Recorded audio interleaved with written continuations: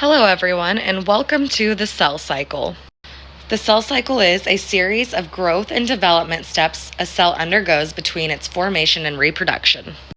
As you can see, the cell spends most of its time in interphase.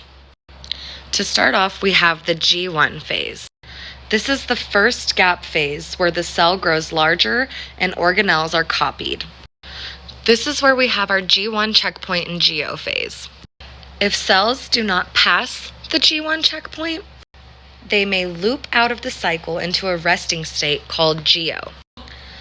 Other types of cells that divide slowly or not at all may exit the G1 phase and enter a non-dividing state called GO.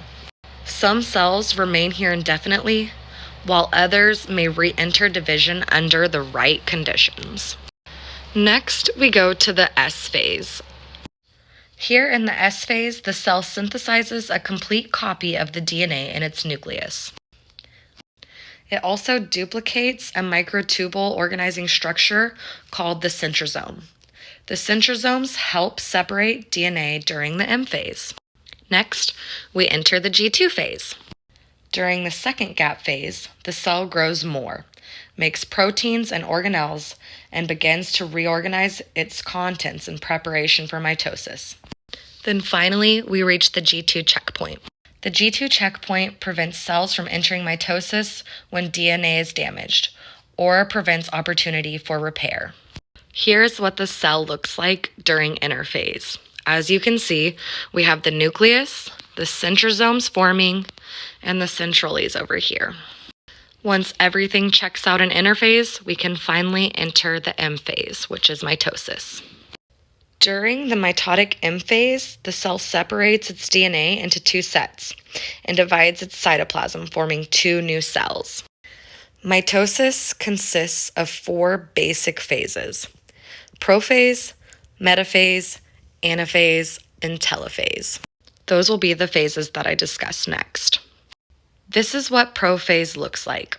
So we know prophase is the first step of mitosis. And this is when the genetic fibers within the cell's nucleus, known as chromatin, right here, begins to condense and becomes tightly compacted together. Here we can see the mitotic spindle fibers starting to form, the chromosomes starting to condense, and no apparent nucleus. The second step of mitosis is metaphase. Metaphase is where the chromosomes line up at the metaphase plate, under tension from the mitotic spindle. The two sister chromatids of each chromosome are captured by microtubules and opposite spindle poles. Here we can see our chromosomes lined up at the metaphase plate. Next, we have the third step, which is anaphase.